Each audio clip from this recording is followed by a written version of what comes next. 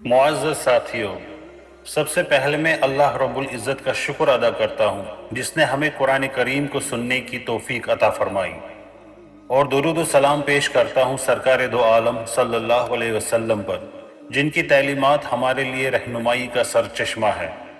آج ہم رب العالمین کے اس عظیم فرمان پر غور کرنے کے لیے حاضر ہوئے ہیں۔ بسم اللہ الرحمن الرحیم۔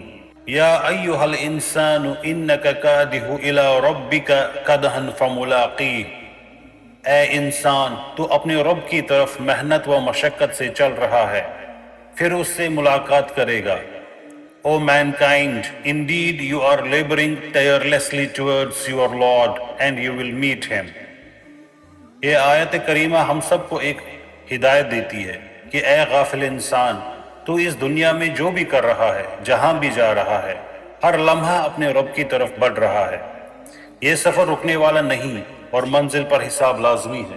آج کی اس نشست میں ہم دیکھیں گے کہ قیامت کے دن کامیاب کون ہوگا اور ناکام کون ہوگا، اور ہم سب کو چاہیے کہ آج ہی سے ہم اپنے اعمال کا جائزہ لے لیں۔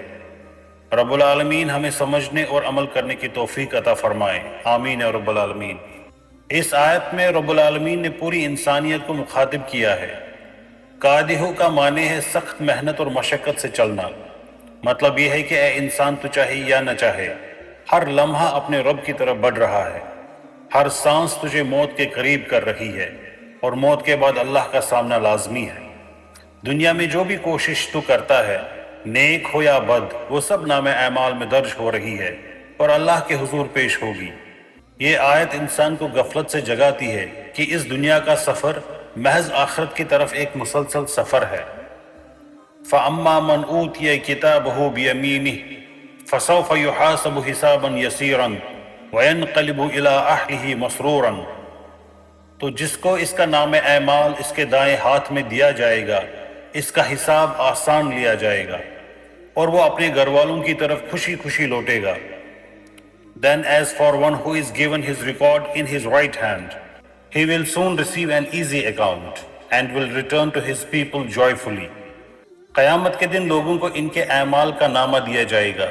جن لوگوں نے دنیا میں ایمان اور نیک عمل اختیار کیے، انہیں ان کا نام اعمال دائیں ہاتھ میں دیا جائے گا۔ یہ عزت اور کامیابی کی علامت ہے۔ ان کا حساب حساباً یسیراً یعنی آسان اور ہلکا ہوگا۔ علماء کرام فرماتے ہیں کہ یہ وہ لوگ ہیں جن کے گناہ اللہ تعالیٰ محض اپنے کرم سے معاف فرما دے گا، بغیر سخت پوچھ گچھ کے۔ اس کے بعد وہ جنت میں اپنے گھر والوں اور ساتھیوں کے پاس خوشی اور سرور کے ساتھ لوٹیں گے۔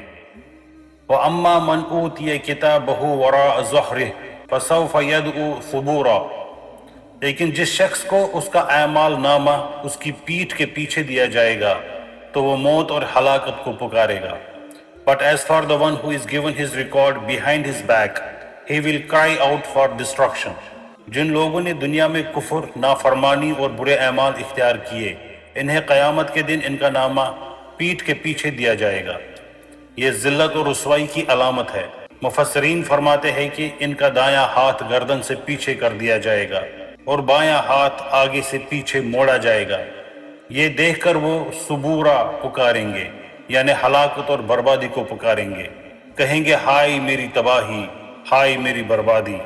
ان آیات سے یہ عظیم سبق ملتا ہے کہ دنیا کی ہر کوشش اور ہر عمل آخرت میں نتیجہ دے گا۔